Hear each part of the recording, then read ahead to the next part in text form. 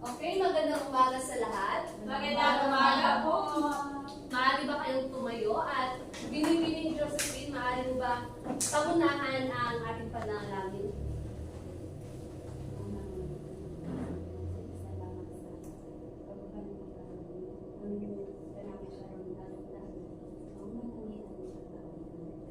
Amen. At bago kayo umupo, maaari kami ayos na yung upuan. Pulutin ang mga kalat sa side. Okay. Wala bang lumiban sa inyo? Or Wala po. Okay, very good. Ngayon, bago ko sisimulan ang aking talakayan, nais ko munang magbalik-aral kung natatandaan mo pa ba ang ating nakaraang paksa? Ikaw, binibining Josephine. Aktibong implementasyon ng curriculum. Okay, very good. Talagang nakinig kayo sa nakaraang talakayan. Ngayon, ang layunin ng aking talakayan ay sa loob ng 60 minutong talakayan, ang mga mag-aaral ay naasang makakamit ng ang mga sumusunod na 80 antas ng kakayahan. Una ay Makapagpaliwanag sa kahalagahan ng tungkulin ng mga stakeholders sa pagpapatupad sa kurikulum, makasulat ng mga tungkulin ng mga stakeholders at makapagpresenta ng isang senaryong dula tungkol sa mga tungkulin ng mga stakeholders. Okay, maraming salamat. At bago ako magpapatuloy sa aking diskusyon, magbibigay muna ako ng activity sa inyo. At ang title nito ay hulaan mo kung sino at ano ang tungkulin ko. Magpapataas naman po kayo ng kamay kung gusto niyo sumagot. Ano ito? Lenny? Parents, tungkulin ng mga parents na pag-aralin ang kanilang anak. Tama. Okay. So, ang mga magulang ay sila ang sumusuporta sa pag-aaral ng kanilang mga anak at nagbibigay ng gabay at nakikilahok sa aktibidad ng paaralan at ang nagbibigay ng feedback or idea sa kung paano ang mga guro ay magkakaroon ng epektibong pagtuturo lalo na sa silid-aralan. Then, pangalawa. Arcelie. Guro.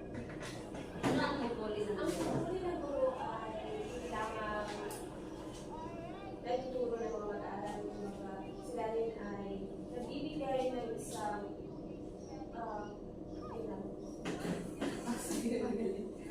Sige, ang mga guro, ang tungkulin nila lalo na sa pagpapatupad ng curriculum ay sila ang naghahanda at nagtuturo sa mga estudyante at sila rin ang tagasuri ng pagkatuto kung meron na talagang natutunan ng mga estudyante at nag-aakma ng guro nakikipag-ugnayan sa magulang. Next.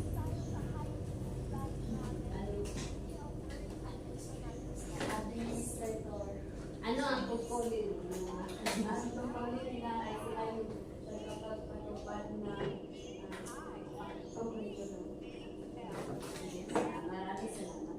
So, ang mga administrator ay ang nagtutupad ng mga patakaran at nagbibigay ng suporta sa ating mga guro at nangangasiwa ng paaralan at sa panghuli ay nakikipag-ugnayan sa mga stakeholders. Next.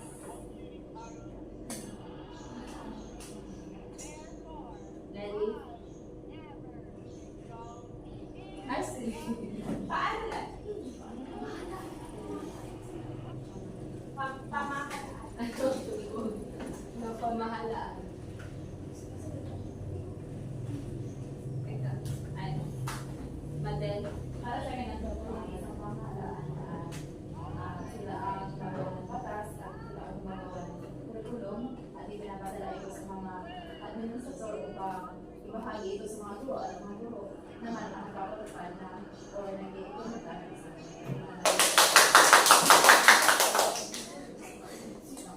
Ito ay pamahalaan. Ang tungkulin naman ng pamamahalaan sa pagpapatupad ng curriculum ay sila ang nagpapanukala ng patakaran at nagbibigay ng pondo, pagsusubaybay at pagsusuri, at pagbibigay ng programa at suporta.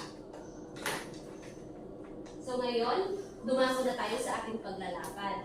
Ito ay ang pagsasadula patungkol sa tungkulin ng mga stakeholders. Pumili lamang kayo, isa lamang kayo ng pangkat. At pumili lamang kayo ng isang stakeholders at isadulan niyo ang kanyang tungkulin sa pagpapatupad ng curriculum. At ito ay sa loob ng 15 minuto. Stakeholders to eh. Ako ang holder. Stakeholders ba? Ako ang holder. Ikaw ang Administrator. teacher ko. Parents ka. Dahil dito, ano yun? Administrator.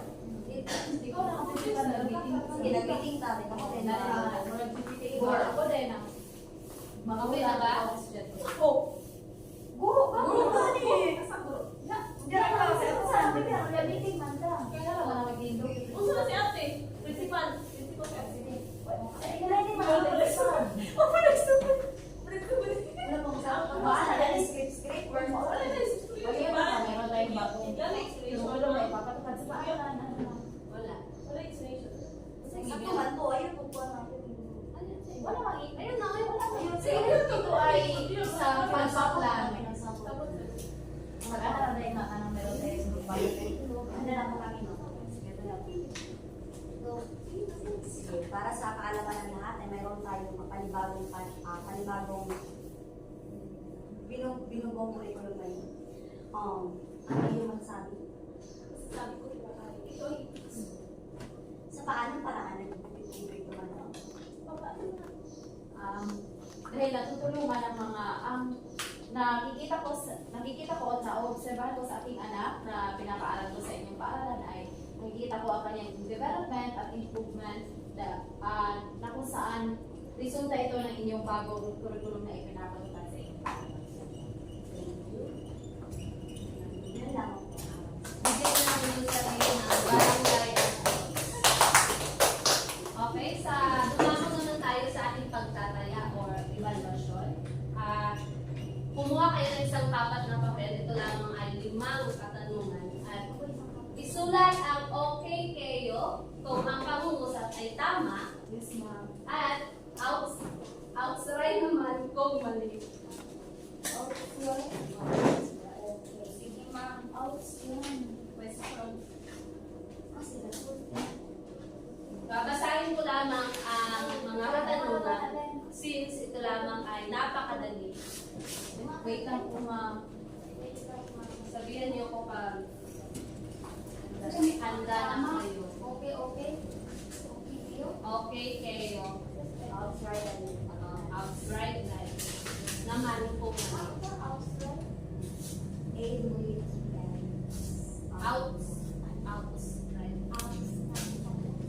Or right. Yes, right. Wala na kayo? Okay. Unang katanungan. Mahalaga ang suporta ng mga stakeholders upang mapabuti ang pagtuturo at pag-aaral. Tama o mali?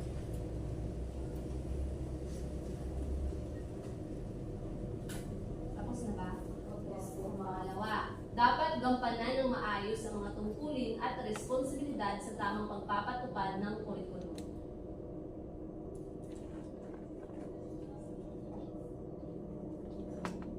Okay na ba?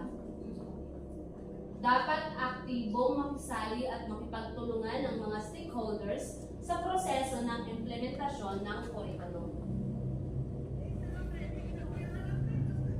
Pang-apat, ang mga guro ay hindi kasali sa mga stakeholders upang maging epektibo ang pagpapatupad ng curriculum. Ang mga guro ay hindi kasali sa mga stakeholders upang maging epektibo ang pagpapatupad ng curriculum. Pang-lima, sa pagpapatupad ng curriculum ay nagiging epektibo pa rin kahit wala ang mga estudyante. Sa pagpapatupad ng curriculum ay nagiging epektibo pa rin kahit wala ang mga estudyante. Tapos na, pakipasa sa harapan.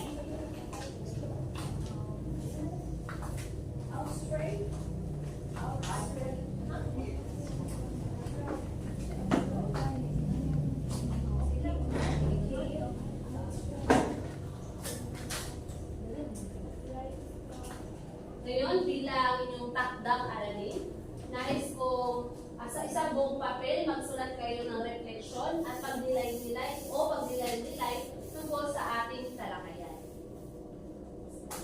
Nakuha niyo ba? Yes, ma'am. Bilang konklusyon, pakibasa. Ang kolaborasyon ng mga stakeholders na ito ay napakahalaga upang masisiguro ang isang holistic at matagumpay na implementasyon ng kurikulum na may layuning mapabuti ang kalidad ng edukasyon para